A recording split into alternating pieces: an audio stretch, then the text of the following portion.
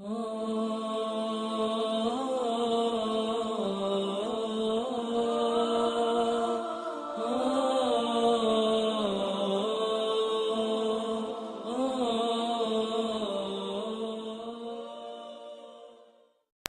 علیکم ناظرین، آپ دیکھ رہے ہیں دا ڈور آف نالج چینل۔ ہمارے چینل کو سبسکرائب کریں اور ویڈیو کو آخر تک دیکھیں۔ آج میں آپ کو ایک ایسی جنگ کے بارے میں بتا رہا ہوں کہ جو اسلام کی سب سے عظیم ترین جنگوں میں سے ایک جنگ ہے۔ اسی جنگ کا نام جنگ خیبر ہے۔ تو آئیے دوستو، اب میں آپ کو اس جنگ کے بارے میں کچھ معلومات دیتا ہوں۔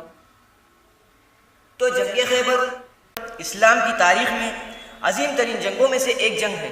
یہ جنگ خیبر نامی جگہ پر واقع ہوئی تھی، اس لیے اسے جنگ خیبر کہا جاتا ہے۔ جنگ خیبر 7 ہجری کو ہوئی۔ خیبر مدینے سے تقریباً 85 میل کے فاصلے پر یہودیوں کی بستی تھی۔ اس کے باشندے اسلام کے عروج و اقبال سے جل بھن رہے تھے۔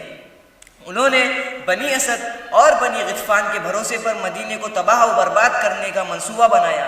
اس کے لیے انہوں نے مکمل فوجیں تیار کر لی۔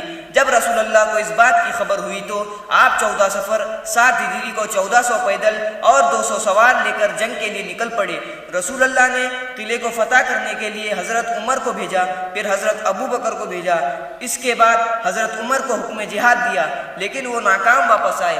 جنگ کے حالات کو دیکھتے ہوئے حضرت نے یہ اعلان کیا کہ کل میں علم اسلام ایسے مرد کو دوں گا کہ جو سب سے زیادہ بہادر ہوگا، اور وہ تب تک میدان میں جنگ کرے گا جب تک ہمیں فتح حاصل نہ ہوئی ہو۔ تو سارا لشکر اسی فکر میں تھا کہ یہ علم کل ہمیں ہی ملے۔ جب صبح ہوئی تو حضرت نے حضرت علی کو آواز دی اور حضرت علی مدینے سے خیبر آئے۔ اس وقت حضرت علی آشوب چشم میں مبتلا تھے۔ جب حضرت علی خیبر میں آئے تب رسول خدا نے حضرت علی کا سر اپنے زانو پر رکھ دیا اور حضرت علی کا بخار اتر گیا اور وہ شفایاب ہو گئے۔ تب حضرت علی میدان جنگ میں گئے۔ حضرت علی نے میدان میں جا کر سب سے پہلے حارث سے جنگ کی اور 1-2 وار میں اسے قتل کر دیا۔